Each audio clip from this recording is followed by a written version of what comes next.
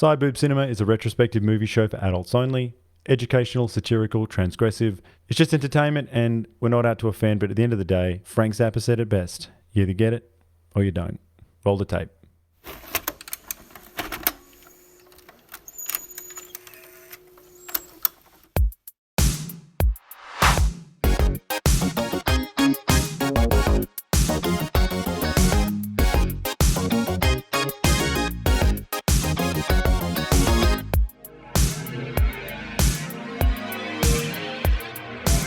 Welcome all you sex-starved gangbangers, thugs, gangsters and hoodlums, and welcome to all the fine booty-busting chocolate yas queens who don't mind raising up that drawbridge to stop men scaling the city walls to get to that sweet nookie pie, all in the service of world peace, of course. This is SIDEBOOB Cinema, your podcast within a podcast. Joining me tonight are my fellow ghetto stars, AJ and Jonathan Astro. AJ, are you ready for some gangbanging? Gangbang. I like it. Yeah, I'm always down. And John, have you dusted off that gat? Yeah, I'm always strapped, you know. So I'm from these streets, you know. So AJ knows this, right? That's right, I do. Well, this is all by way of introducing. That was a good intro, Ricky, by the way. I should give you more credit for these beautiful intros. Chi-Raq, 2015, Spike Lee directs, written by Kevin Wilmot and Spike Lee, based on Lysistrata by Aristophanes, produced by Spike Lee. All right? And this is all part of our Black History Month. I feel, well, this is our penultimate Black History Month film, you know, so we are deep into the dark places that we need to go into. What I'm talking about is our inherent white supremacy, okay? And this is part of our program, yes, so this one... I hadn't seen this movie, so there you go, a new film. Yeah, I had no idea it existed, and yeah. I had no idea it existed. We should say that more often. You can quote me. We should say that more often about things we don't know. Or don't like. Well, the film had a limited release in North American theaters. It was produced by Amazon Prime, I believe, and it grossed $1.25 million from 305 theaters in its opening weekend. So it's kind of a cinema / streaming hybrid of some sort, I guess. Yeah, Spike seemed to make a big deal, obviously, in the interviews that he was trying to let people know that although it was an Amazon picture, it very much was a theatrical film. Because look, at the end of the day, it has to play at theatres if you want to get it recognised by the Academy. So, but because at the end of the day, this again, $15 million budget, box office $2.7 million. So and look, normally that would be about a thing. I mean, I don't even know what that means in the current landscape. I mean, maybe they look at that and they go, oh, well, we just pay, like it was, you know, maybe all their money was made elsewhere with, you know, streaming and whatever. Yeah. And therefore it's just to get them, because getting an Oscar or whatever, or vying for an Oscar is just part of the marketing strategy. That's right. Yeah. But anyway, do we have initial thoughts or? Oh, Ricky wants to launch. He wants to launch big, he and does. I feel like I gotta just do the synopsis, and then let him go because I don't want to have to stop you. I don't want to have to stop you, you know, because I've got a preview of what he's going to say. So, this is an emergency. This is an emergency. Homicides in Chicago, Illinois have surpassed the death toll of American Special Forces in Iraq. Hey, Ptolemies. Welcome to Chi-Raq. Chi-Raq, where we at, my city? Land of pain, misery, and strife. Everybody here got a man banging and slanging, fighting for the flag, risking that long zip of the cadaver bag. All to the bang bang. Bang, bang. It all gorgeous Nubian sister. What's up, Spinner? They call her Alyssa Strada, a woman like no other. You just try taking away their guns. Okay, them dirty poppers. Cause when my gun go boom, I'll make sure a Trojan end up in the next. All right. Well, what else do they love? Repeat after me. I will deny all rights of access or entrance. I will deny all rights of access or entrance. Alyssa Strada had them all take a solemn oath. Lock it up! Lock it up! Stop the murder madness, or there would be no more Pope. The situation's out of control, because I'm in front of an empty stripper pole. That's right, you get snubbed.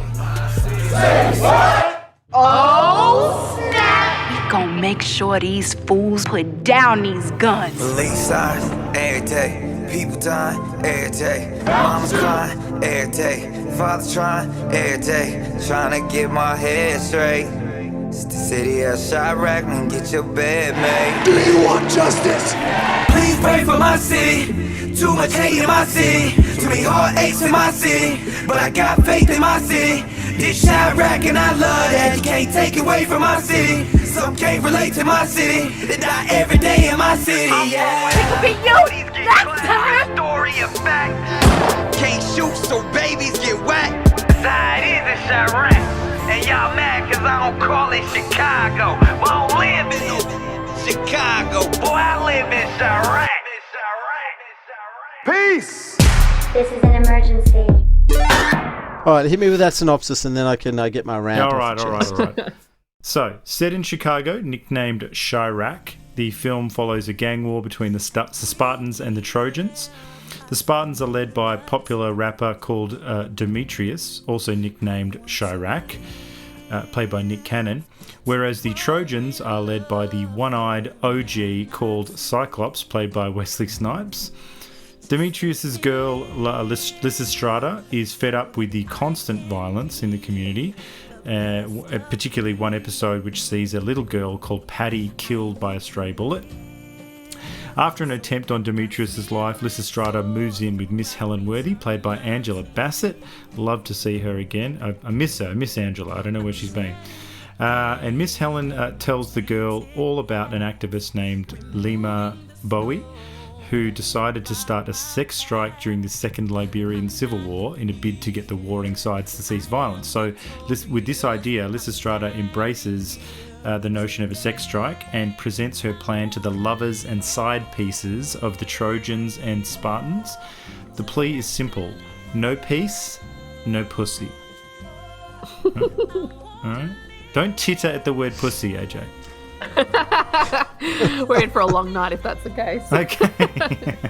So the sex strike spreads across the neighbourhood, but still the gangs refuse to stop the violence. Meanwhile, Father Mike Corridon, played by John Cusack, lays little Patty to rest in the community church, and he also leads the community in their collective outrage to offer a $5,000 reward for information leading to the arrest of Patty's killer. Lysistrata takes the strike to the next level when she leads the women of both gangs in a daring takeover of a local military base, and the sex strike spreads across the globe. The mayor, who is directly affected by the sex strike himself, he wants the problem solved, and so he has the police attempt to break the strike with Operation Hot and Bothered, which involves the playing of sensual and slow jams over giant speakers. The girls discover earplugs, and the operation only serves to make the men more horny themselves. It's been 3 months and a solution is yet to be reached, with the gangs showing signs of that they're starting to lose steam. The powers that be arrange for a final showdown of sorts. Demetrius and Lysistrata are to meet at the base, and whoever climaxes first loses and must concede to the terms of the other side. If he wins, the strike is over. If she wins, the gangs need to come to a peace agreement. And in a moment of coitus interruptus during this climactic sex session, Cyclops shows up, and he and his crew lay down their guns. A truce is called between the Spartans and the Trojans, and with the city agreeing to put up money for a hospital and a trauma centre, but Demetrius refuses to sign. And blocking his path on the way out are the many mothers of the slain, holding up photos of the people they've lost to gun violence. Miss Worthy appeals to Demetrius with a story about how his own father came clean about a death he was responsible for, and Demetrius finally admits to being responsible for little Paddy's death. He's taken off to jail, but he appeals for his fellow gang members to follow suit in repenting for their many sins. Chi-Raq. Okay. That's Chi-Raq. Chi-Raq. So Chi-Raq is sort of a conflation of Iraq and Chicago. Yes. For those of you who haven't seen the film. Which is most people. I actually quite like the opening 10 minutes, I think, is probably the strongest for me. Like, it opens with like a map of America, like this really stylized map of America, and this rap song that plays out in full with the lyrics pop up on the screen.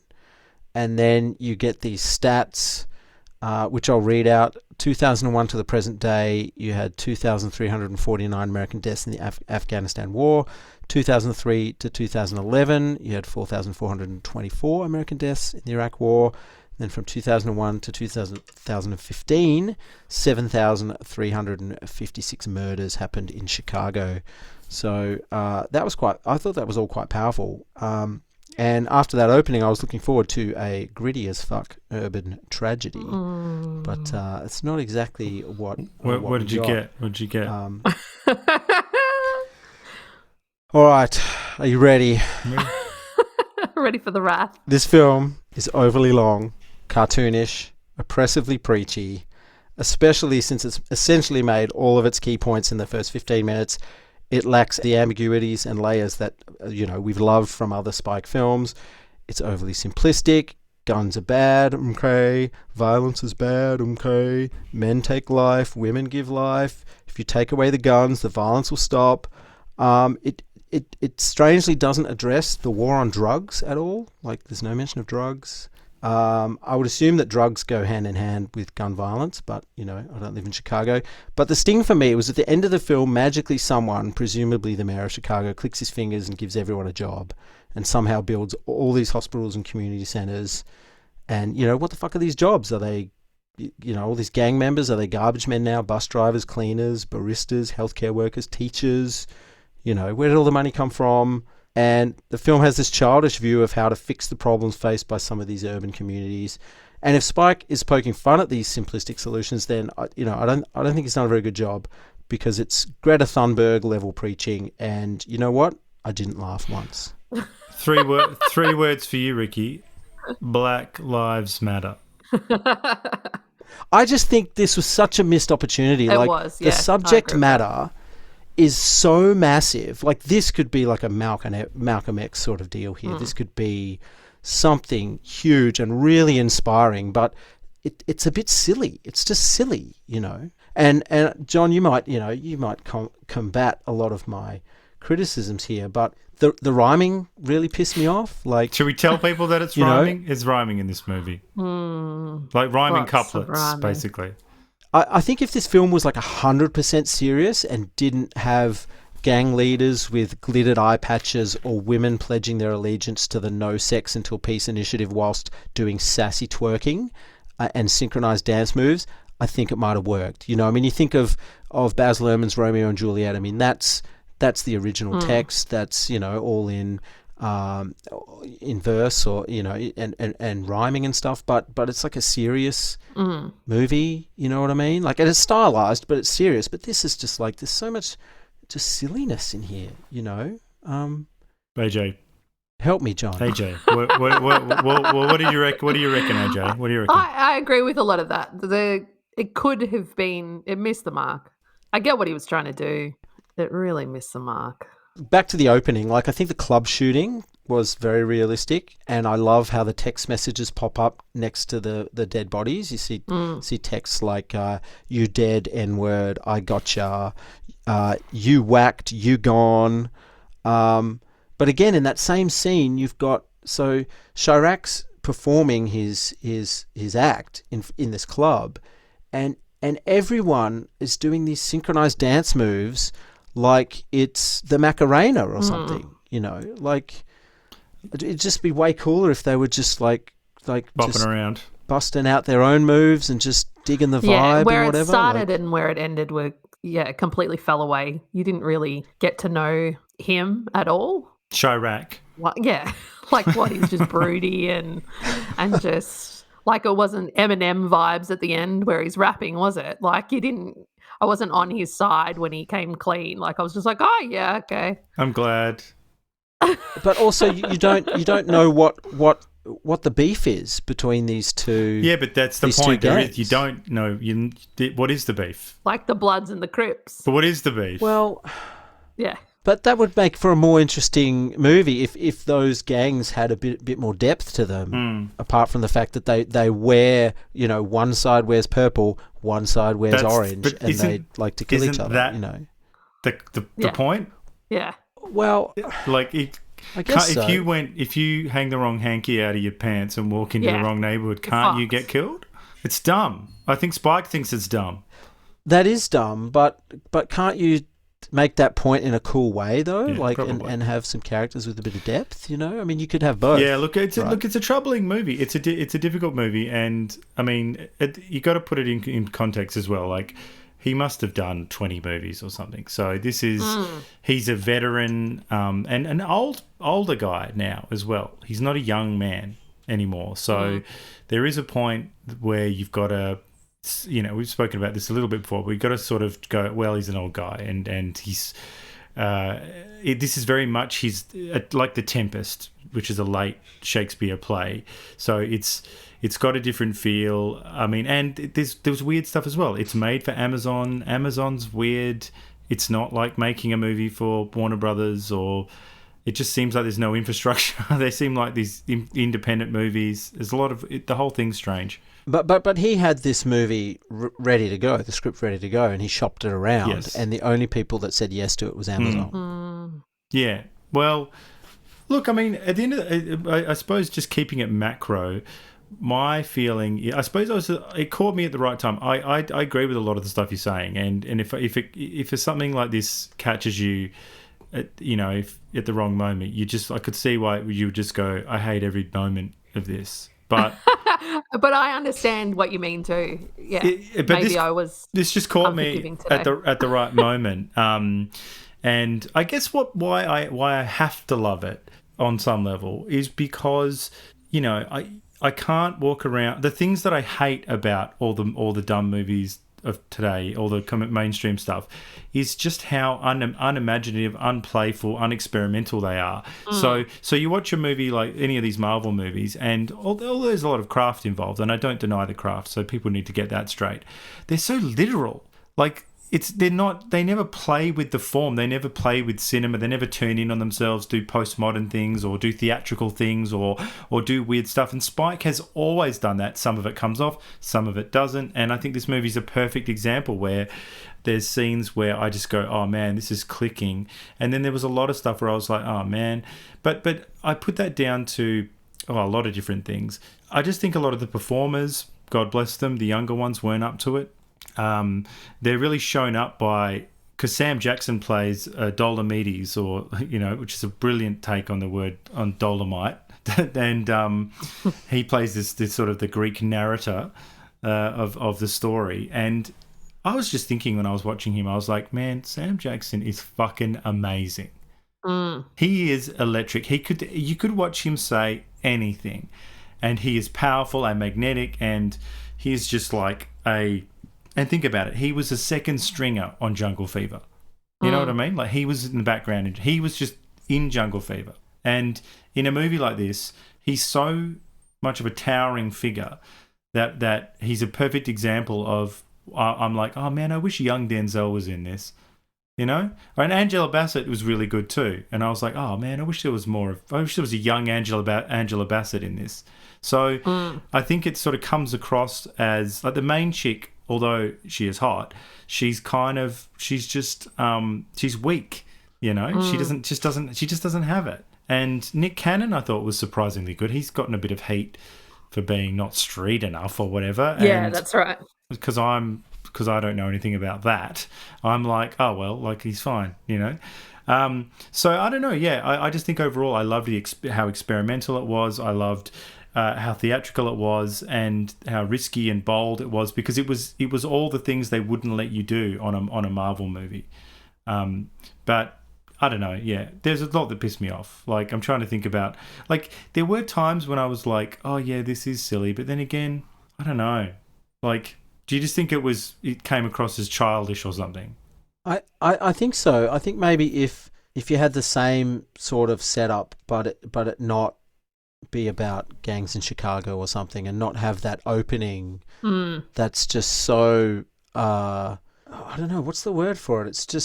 It's so hard hitting, that opening, and then everything after it is kind of silly. Like I guess it's a tone problem then, you know, where you kind of set up to have this, like I said, this really gritty urban drama unfold, and then within the first 9 minutes, once that synchronized dancing starts, you're but like, also, but I think he doesn't want to glorify it though as well.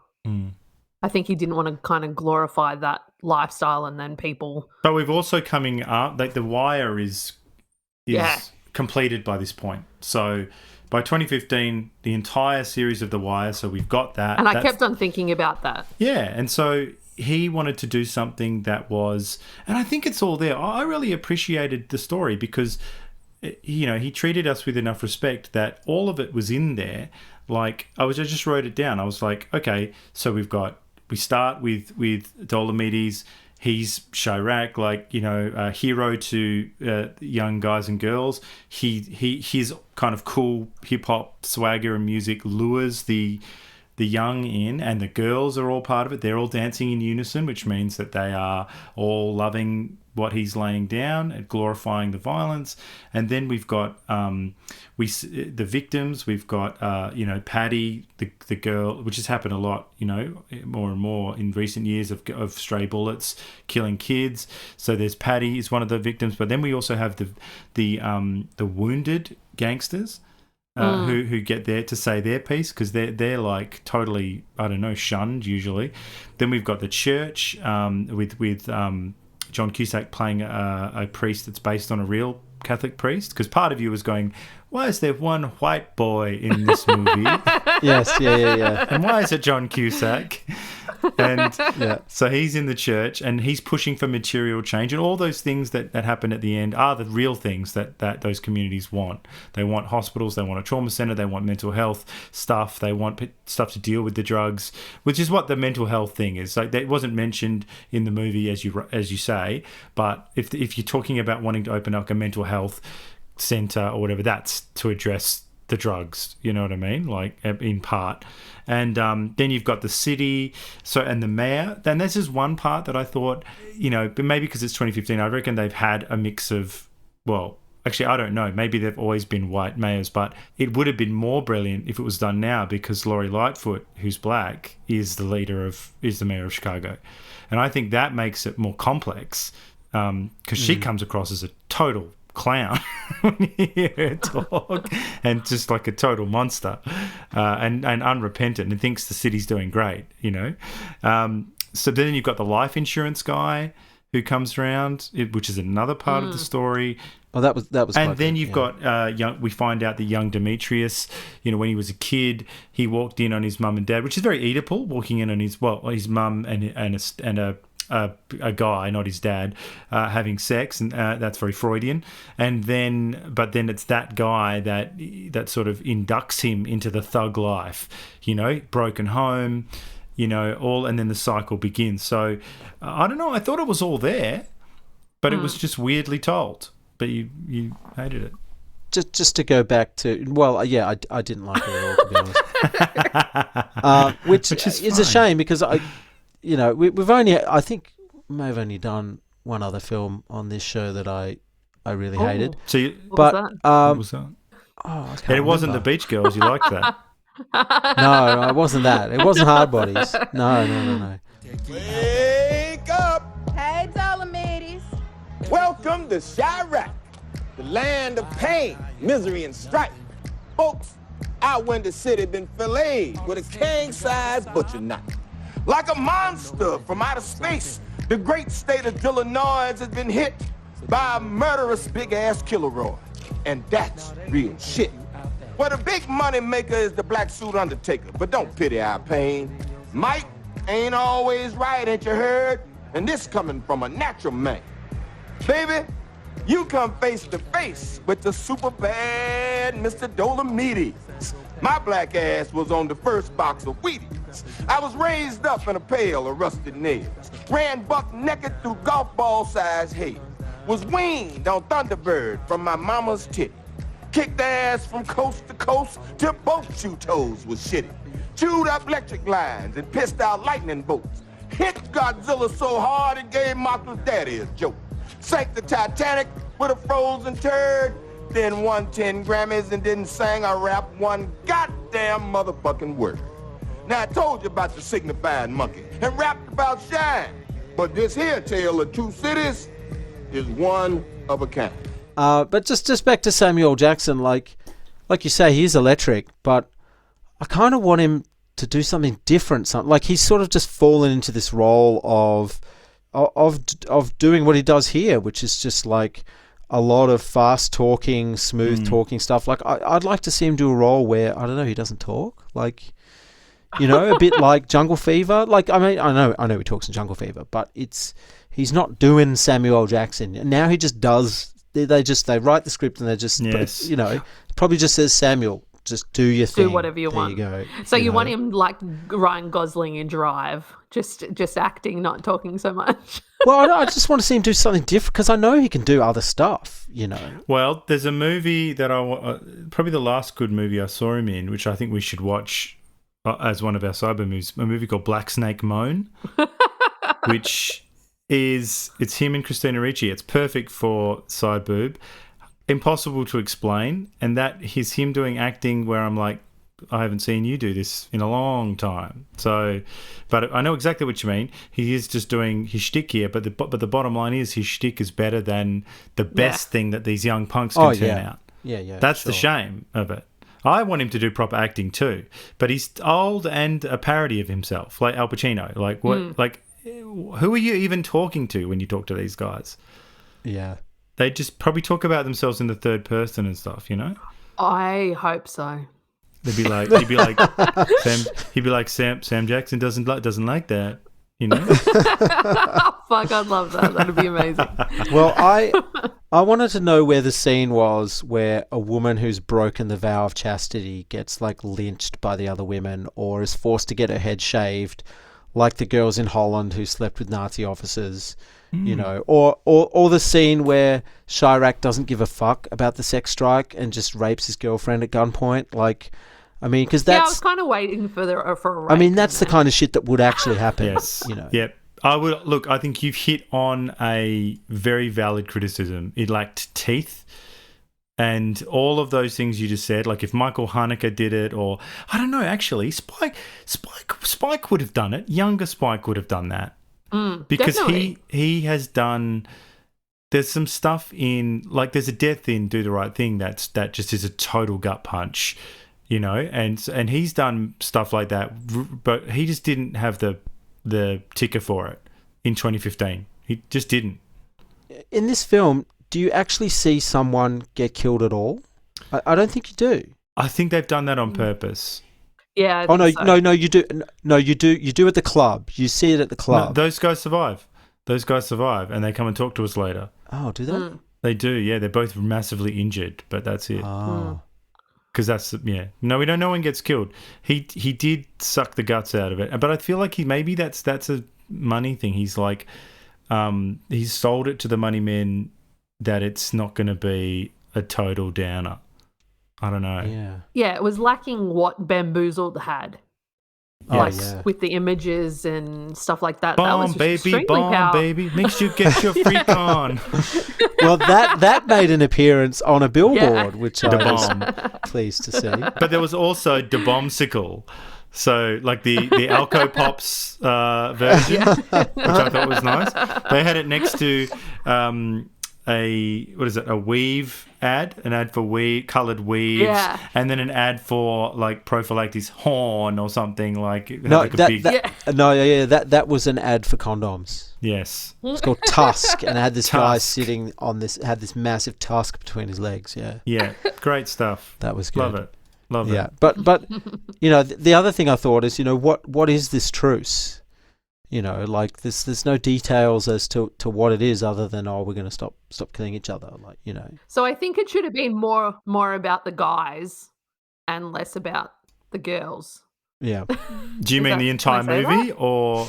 Well, I think that if we got a more of a sense of them, then we'd care more about the truce. So you're just like, yeah. I feel like I should take your pussy hat off you. I think so. For this, because it's two separate movies. Yes. Yeah. Yet it went for 2 hours. Look, it was long. Yeah, 2 hours 6, I think.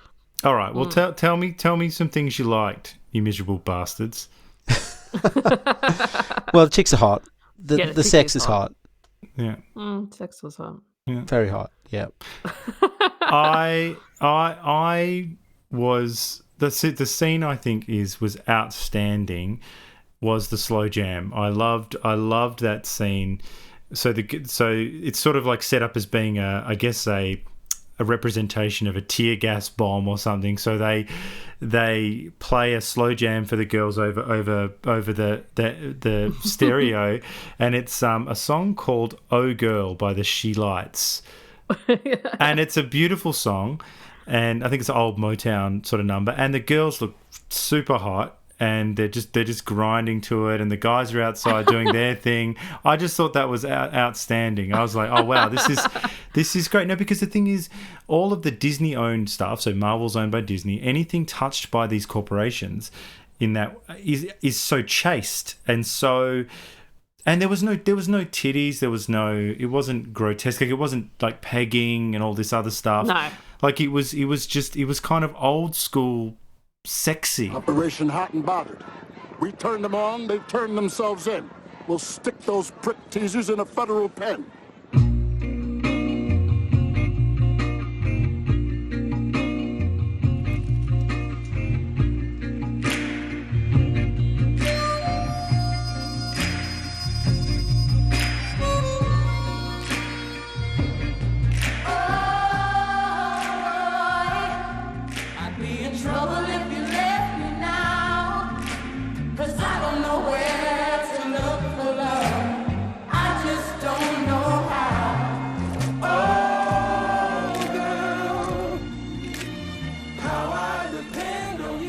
There's definitely no trans representation in it. No, there wasn't. But actually, that was the what got me thinking. So this is 2015, interesting point in time. So before the woke revolution, before you had a podcast, Ricky, and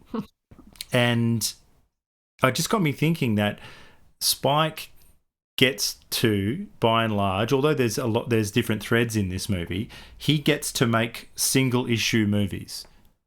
Unmolested. So he gets to say, I'm going to make a movie about gun violence in Chicago, and no one comes in and says, oh, well, make sure that the lead is trans, or make sure that you're saying something about fat women, or make sure you say something about disabled people or dwarves or whatever. Like, it's like we spoke to Holly on the New Flesh interviews about how feminism now, one of the problems with feminism is that it has become, because of all the stakeholders who end up throwing in their lot, it becomes a global justice movement. So you'd make a movie now, and there's no way you could get away with him. I mean, this is a movie just with men and women, nothing in between, and the issues between those two. You could never do that now. Someone would, and like by and large, and the thing is, it has to be this way because he's not trying to solve every issue. He's trying to solve one issue. He's like, well, it's gun violence in Chicago in 2015, and this is the state of play. Oh, and in the black community, to be honest, they're not really the average household there isn't really going on about trans stuff. It's not a thing for them in that way, in the way that Hillary Clinton's team wants it to be. You know what I mean? So he doesn't have to bother with it. I mean, did this occur to you at all? In Cyclops' crew, there kind of looks like there's an ambiguous girl. Oh, really? Oh. Yeah, like one, that you kind of don't know. She's not overly feminine, and you kind of don't know, but you don't. It's Snoop from The Wire in the side piece. So in the Trojans crew, I spotted her, and I was like, oh, that's Snoop from. I mean, and she was jacked up. Yeah. Yes. But you kind of it doesn't need to be talked about. Yes. She's just part of the crew. But if you had lesbians in this film, how would it work? I mean, are they still allowed to, is pussy on pussy allowed, or? I hope so. I'm a man can dream. But back to that scene you loved where they're playing the Motown track. If he was to go like really satirical and surreal, like they would have wheeled out a giant ghetto blaster. It would have been a little bit Holy Mountain-esque, where they bring out that love robot, the orgasm machine. Robot thing. I feel like if he went to that sort of a level of absurd, weird, it may have worked more for me. So what you're saying is Spike Lee's he fell off. That he's a punk bitch. he's no good. He doesn't know. He's. I think he's lost it. Yeah. I think what he had is lost, like a lot of old silly men do. Yes. You know the directors that get to a certain age and then for some reason they want to make films that their kids are going to enjoy. Like, oh God, I hate that. It's like aren't your kids going to grow up one day and love that you made, I don't know, Casino or something like that? Yeah, or Razorhead. Yeah. Absolutely. Well, I don't think Lynch has ever made something for his kids, has he? No, he doesn't care. No, look, I mean, but this wasn't for kids though. This had a lot of N words in it. It also had swearing and like pretty frenzied sex in at least one scene. I really went for it in that scene too. Yeah. They were just were like, go for it.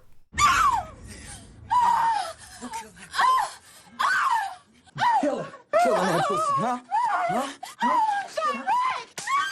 I'm a killer? Yeah. Come. How'd you learn to make love so good? Repetition. They call Chi-Raq the pussy magician. You are crazy like glue.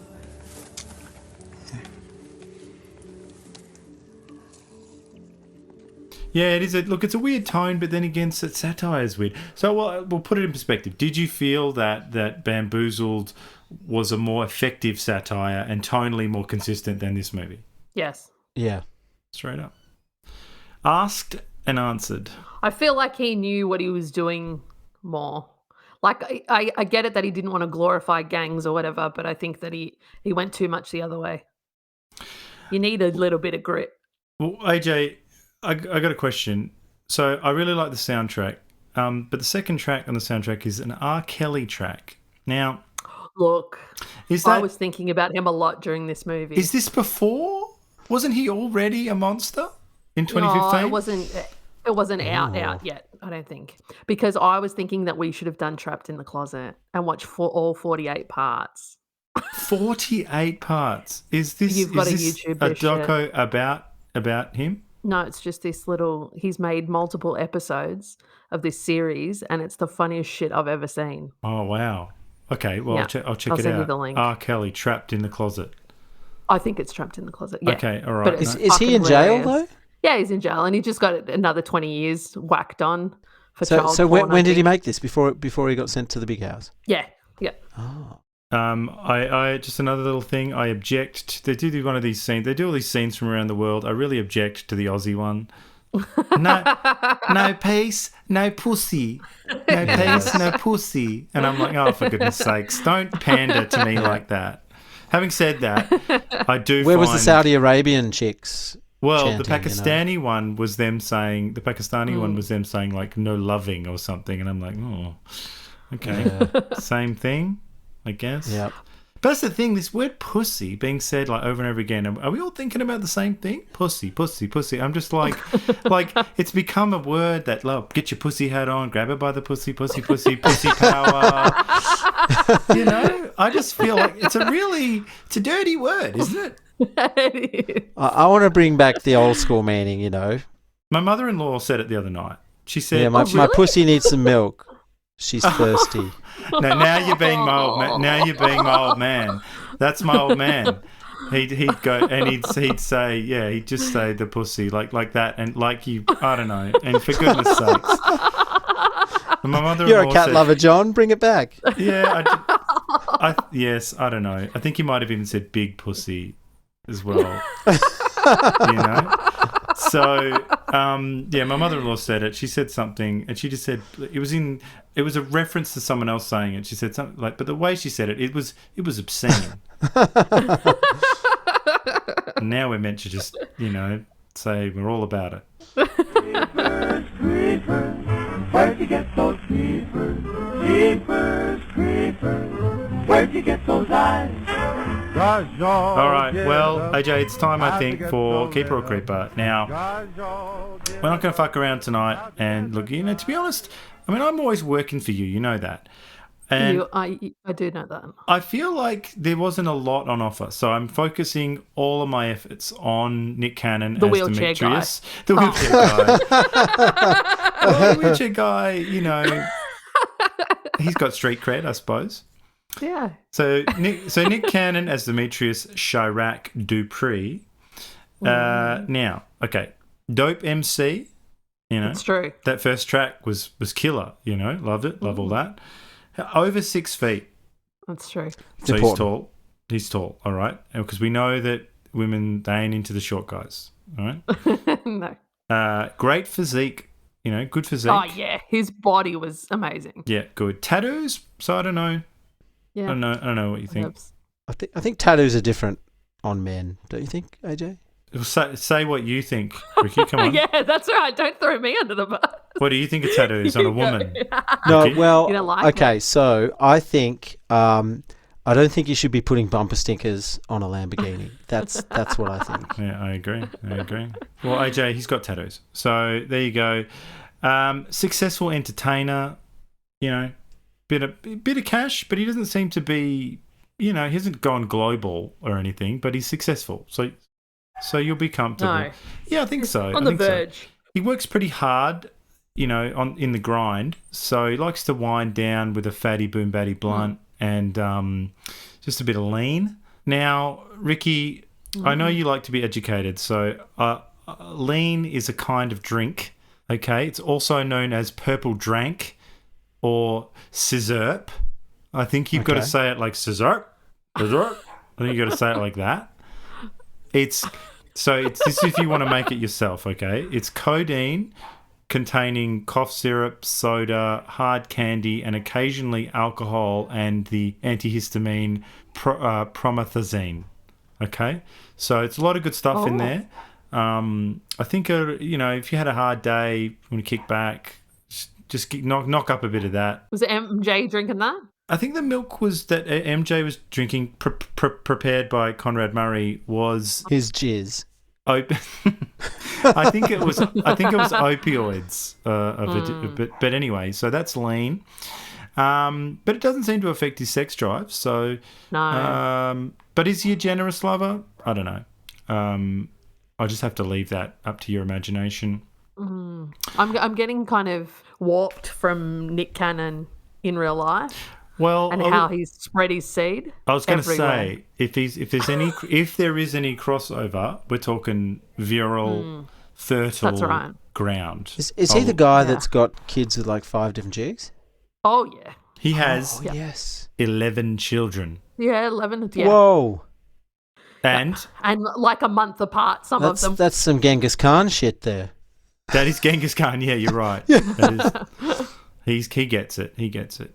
So anyway, that's what I've got for him. Now, you know, so give me your breakdown. What do you think? I needed more screen time. I feel like he wasn't around enough.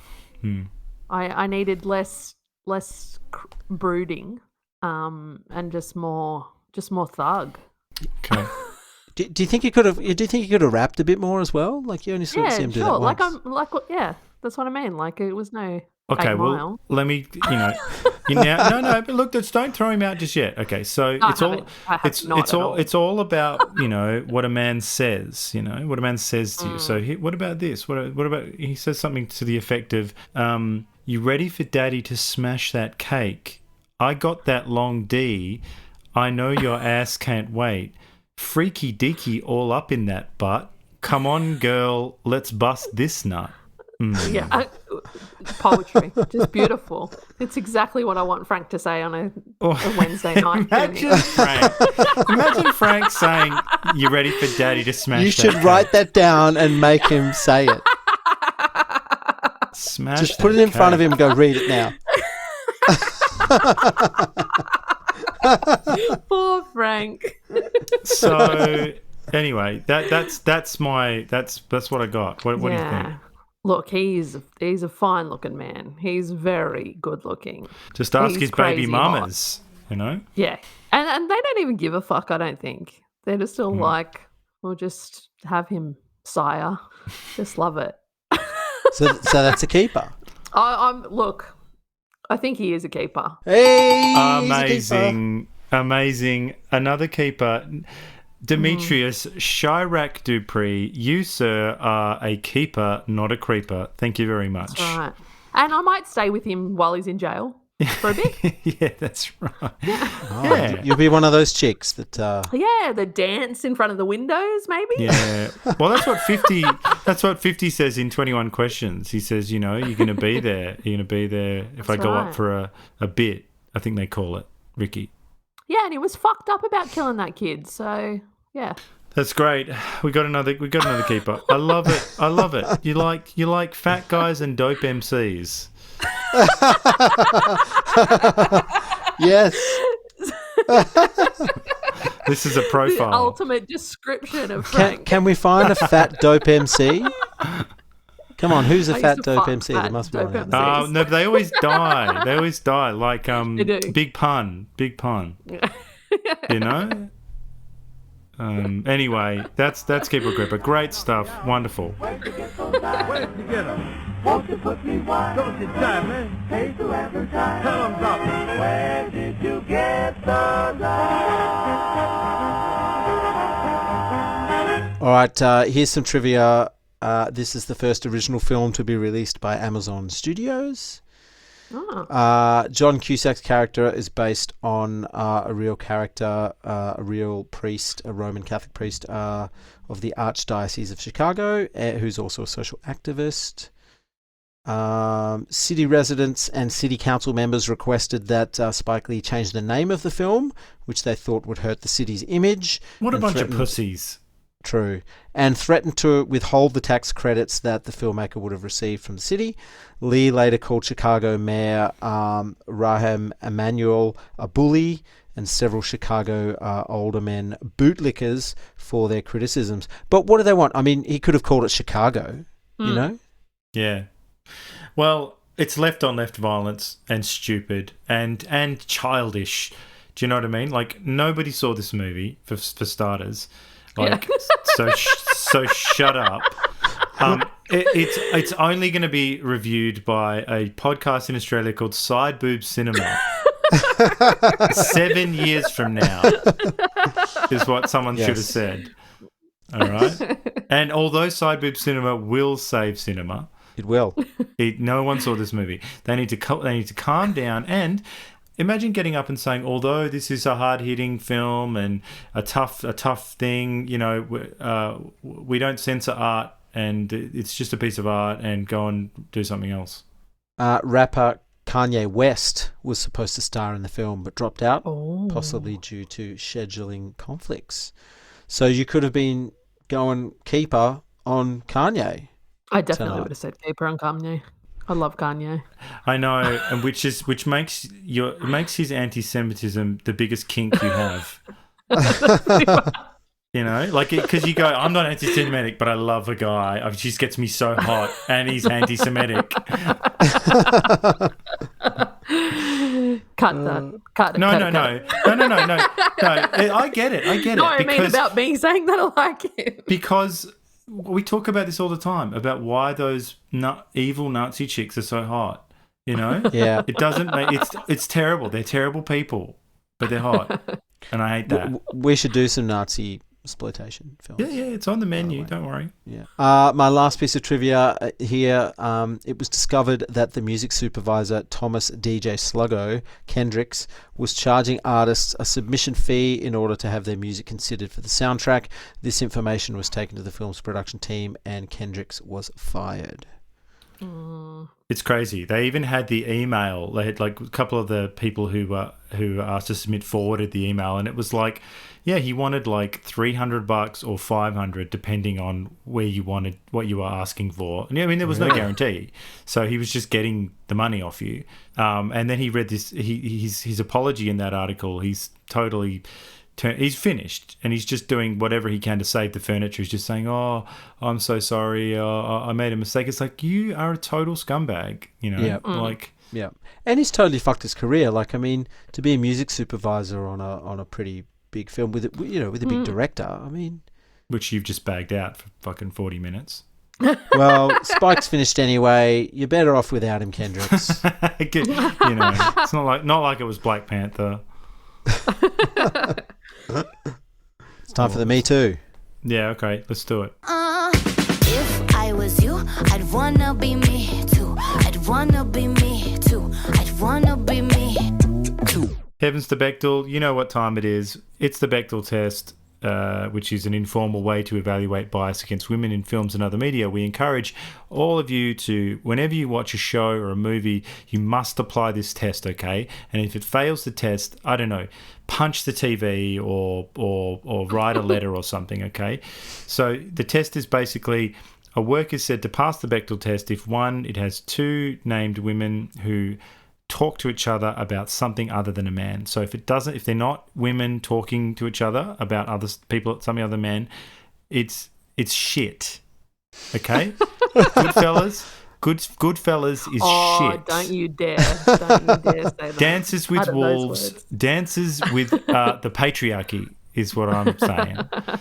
All right. Okay. So Lysistrata does talk to Miss Helen, and she gets the idea for this. Does get the idea for the sex strike, but it ultimately is about giving or not giving sex to men. So I don't know if that counts. Most of the discussions in the film are women talking to women, but again, it's about not giving up their pussy, to use that word that everyone wants me to use casually now. Anyway, like, imagine that. You go into the office and it's like someone just says, "Oh, did you get any pussy last night?" Like,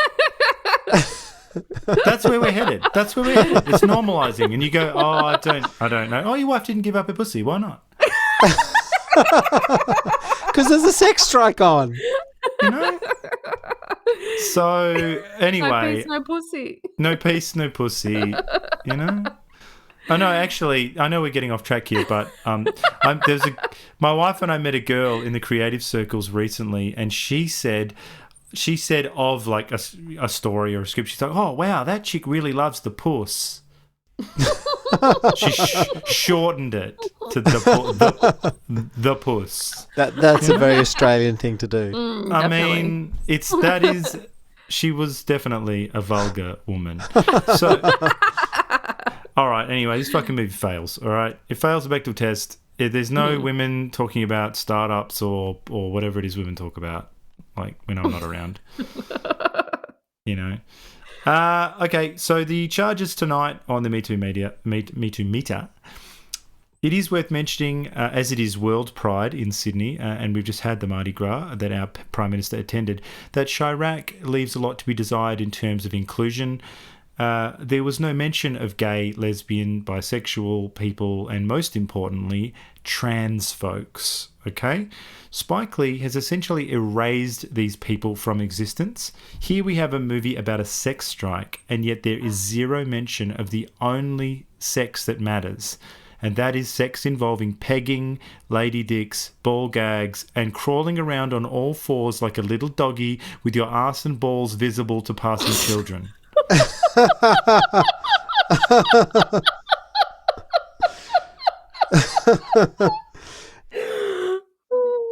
Kink lives matter, all right? The movie, just as a side note, is aggressively heteronormative with a handful of scenes between men and women having sex, which I think speaks for itself. And I've got no other way to say this, but there are a range of, I believe they're called hot women in this movie.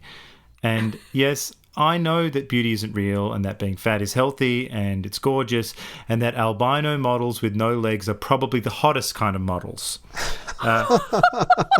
But this movie featured Ricky. But this movie featured instances of scantily clad women grinding and gyrating in booty shorts, winding their ample derrieres through the air, curved flesh moving like lava lamps filled with hot molasses, oozing as we watch helpless, praying, no, begging to God that we be allowed to explode in a hot mess where we sit.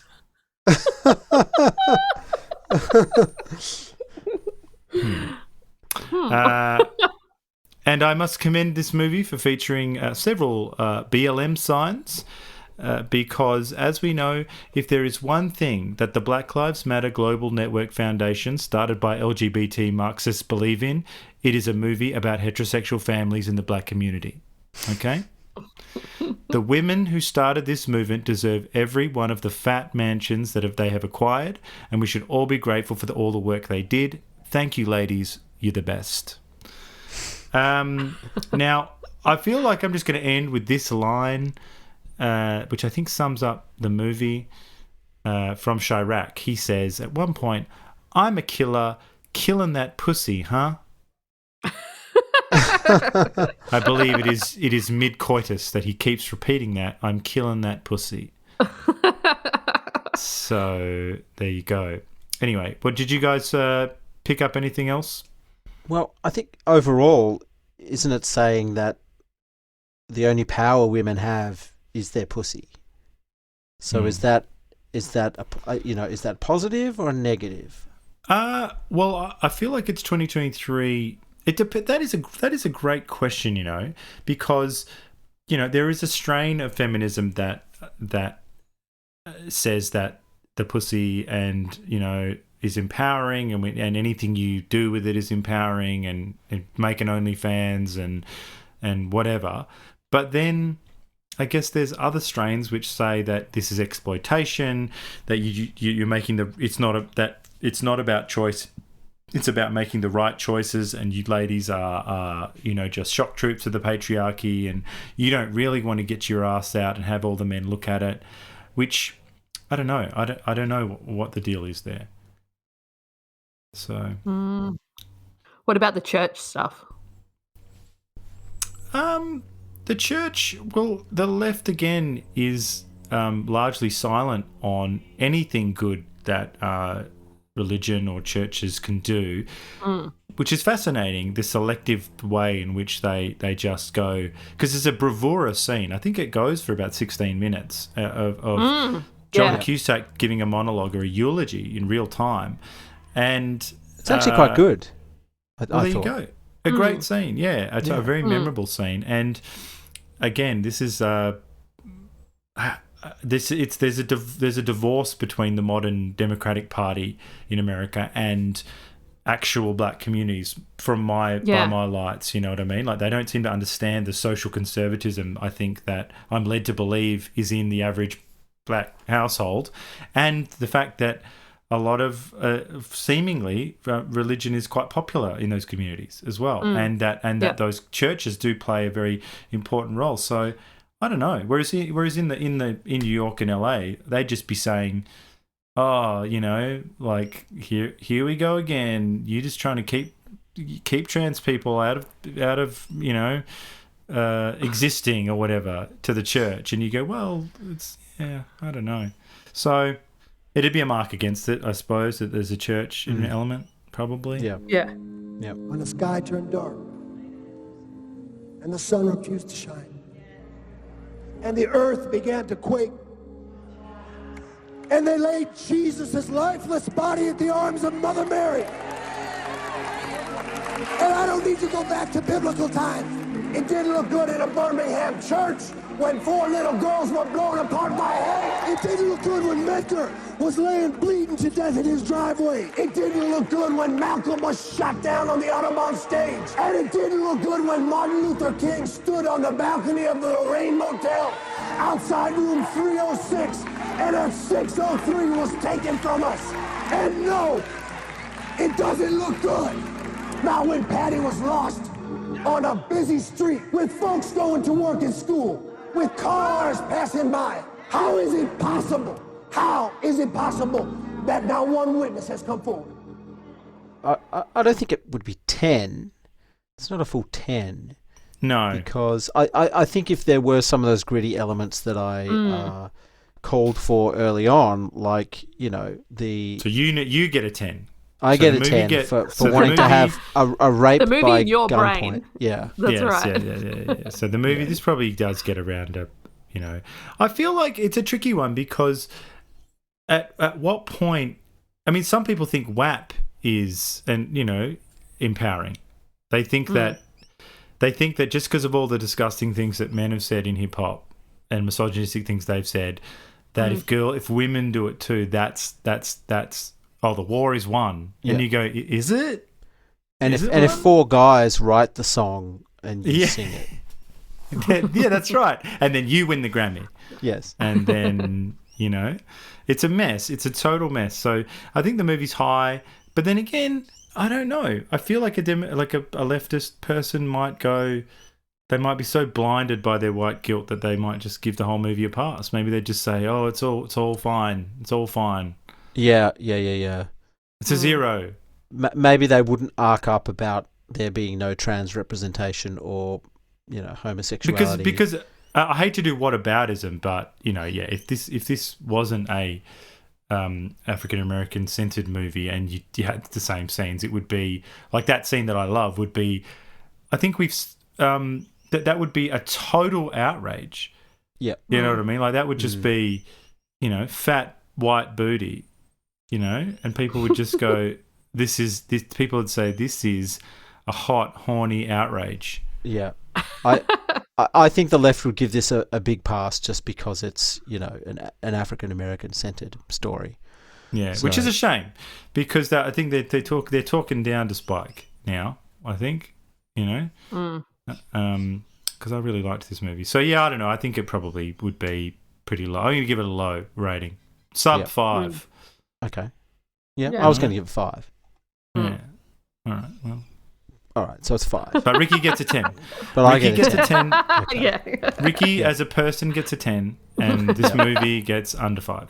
Misogyny, white supremacy. Misogyny, so I get the pussy hat talk. I hope you get Ashley Judd one day just lecturing you about stuff. Oh, get that for my birthday. If we ever get big and you can afford her, do it. Imagine getting a cameo from Ashley Judd and you go, oh, can you read out the slam poetry you did at the Pussy Mart? And she goes, yeah, it was a good piece, wasn't it? You go, yeah, it was a good, just do it. Yeah. So, do it in my friend's face. But if you could say at the beginning, hey, Ricky, you fucking pig, and then go into it after. Oh, that'd be good. I'd wanna be me too. I'd wanna be me too. I'd wanna be me too. So, all right, now, in terms of the boobometer, just quickly, quite minimal. I only spotted one set, really. But natural. So, fully natural. B cups, I think. Ricky, B cups, would you say, maybe? I'd say, yeah, bordering on C. Oh, okay. Fleeting, but bouncing. Okay, so I think that's a full slide whistle because, motion is underrated. So. Sure.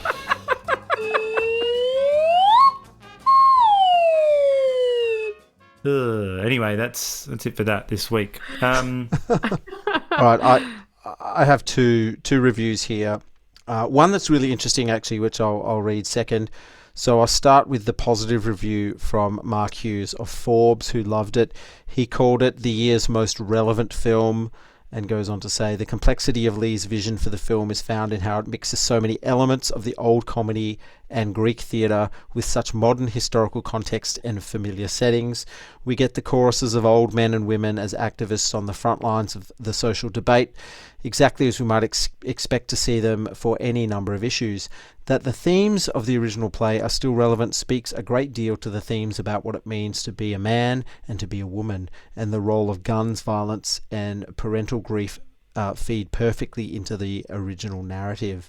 John Cusack's progressive church father gives an impassioned speech that feels like a confession on behalf of white society and of privilege. There's a sense of desperation and righteousness that become exhausted by the sheer overwhelming burden of the truth everyone seems to know, yet nobody wants to speak aloud. This is a film demanding to be seen and heard, so do yourself a favour and pay attention, because this is an emergency. Yeah, good. Like that, like that white society and of privilege bit. Well, I think that is interesting. I mean, we were all thinking, because he's the only white guy in the movie, and he's sort of painted as a bit of a, I don't know, like a liberal joke, like because he's wearing certain costumes that lead us down that. Does he wear a peace sign and stuff? Yeah, I guess so. He comes across, but then again, he seems like he grew up in the area and he's doing good work. Leave the man alone. So I've got a really interesting review here from Amy Ho, who is a trauma doctor in a Chicago ER, who wrote this for the Chicago Tribune. Telling a woman who arrives in the ER so battered by her man that her own children scream when they see her face to just withhold sex and watch Inglewood transform into the Gold Coast is absurd at best and soul-crushing at worst. This very notion entrenches the assumption that women have no power other than their vaginas. However, while many women are indeed bystanders or unintentional victims of gang violence, to suggest that the men are monsters who care nothing about the women in their lives except for sexual pleasure is certainly not accurate. Frankly, it's an easy story to sell, to capitalize on the ease of demonizing gangbangers. For as much as domestic abuse I see, I also see men leave the ER against medical advice after coming in as victims themselves, citing a need to go home and protect their families. The problem with Chi-Raq is that it will skirt over the bigger issues of institutionalized violence. Men are not shooting guns at any correlation to how sexually satisfied they are. Men, their wives, girlfriends, sisters, mothers, and daughters continue on in this cycle of violence because it's just that, a cycle with complexities entrenched in socio-economic and political chains. Spike Lee is an entertainer who specializes in provoking. So congratulations, Mr. Lee. Frankly, all that you've really done is to perpetuate the violence of the very system you claim to want to help. Well, there you go. Here we have a white adjacent woman taking down the black man, and yet another case of white woman privilege, white adjacent woman privilege. Adjacent, yeah. Yes, typical stuff. Oh, look, look, Amy, that's fine. I'd like to see your movie. It's a hard job, and you stick to patching people up, and leave the artistry to Spike Lee. He's a master of the cinema, and I hate to get on my high horse, but that is really fucking disrespectful to talk to a master of the cinema in that way. So and I don't often talk like that, but this man has earned. He should be respected. He ain't a 20-year-old out of the gates. So thank you, Amy. I'm going to step up when no one else would. Shut up. I'm going to end with a 2-star review I found on IMDb from someone who called Ed Shullivan. Whose review is titled "Artsy Fartsy, I got sucked in by the cover art and director Spike Lee." So this person says, as the once greatest circus showman P.T. Barnum eloquently stated, "There's a sucker born every minute. Don't be next. Avoid this dull film infused with PC crap and endless dull rhymes. I raised my 1-star rating to 2 based on the film's cover art. It was the only good thing about this otherwise forgettable film." Wow. I wouldn't say it's forgettable. Brutal. That's true. I wouldn't say it was forgettable, yeah. Oh, yeah, well, I like it. What I like is every now and then, we could get something that rankles, and I feel like this film rankled, and that's good. Yeah. It's amazing how accepting we are of hard bodies. and how annoyed we are at Chi-Raq. Well, hard bodies didn't go for 2 hours. It was short. Short and sweet. And sweeter. So, White History Month, are we doing Friends? Yes, White History Month. Well, AJ, that is the end, thankfully, for you for I was going to say White History Month. For Black History Month. What have you learned? Well, I did learn. I thought the thing that I sent that Kanye said was really good. That I sent you guys. Oh yes, yeah. He spoke out about Black History Month. Yeah, and I thought that was really interesting. Yeah, essentially, he was saying that.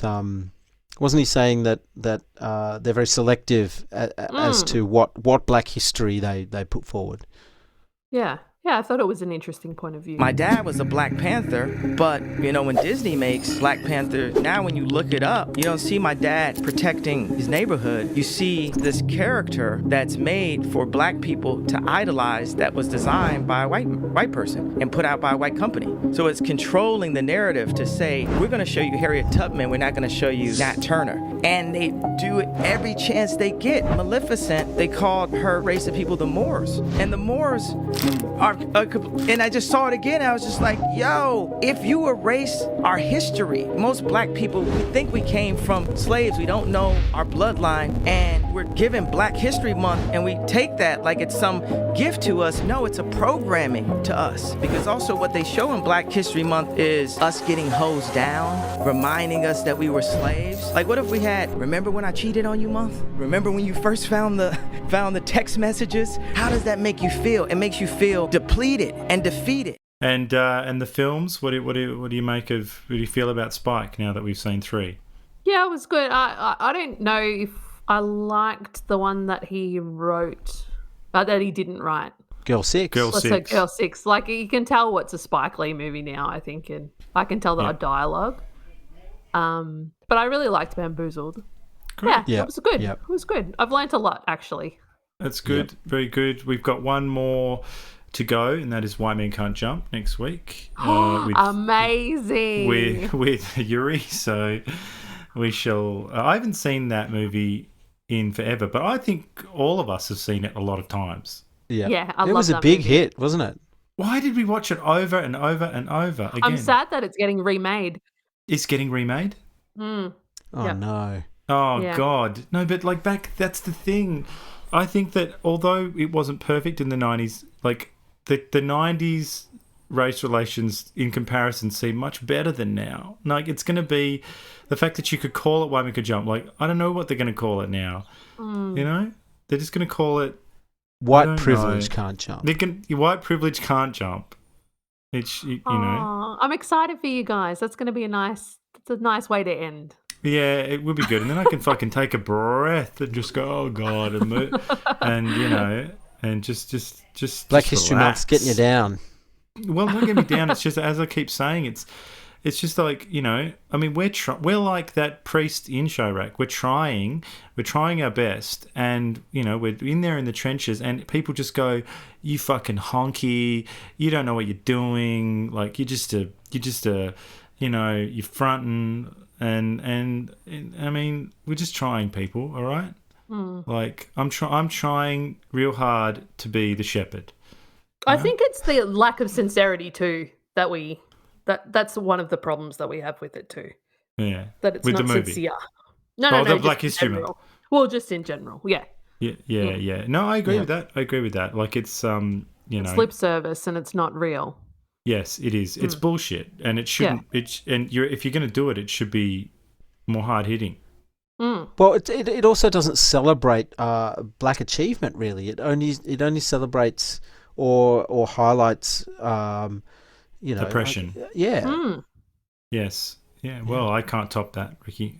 So, okay. Well, that's it for this week. AJ, on the other side of Mano, we are going to go back in time to a Billy Wilder and we're going to do Some Like It Hot and a couple of other of his wonderful movies. It's going to be great because I feel like we need to get, you know, get a bit of 20th century, you know, cinematic history under our belts. Yes. Sounds good. So I'm excited. All right. Well, we said what we said. Ricky? Yeah. Yeah, I don't know.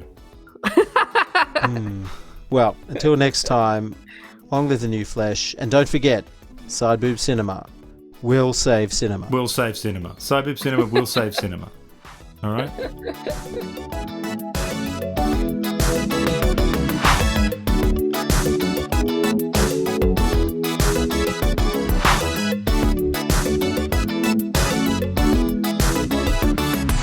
Get your pussy hat on, grab her by the pussy power. It's a dirty word, isn't it? My pussy needs some milk. She's thirsty.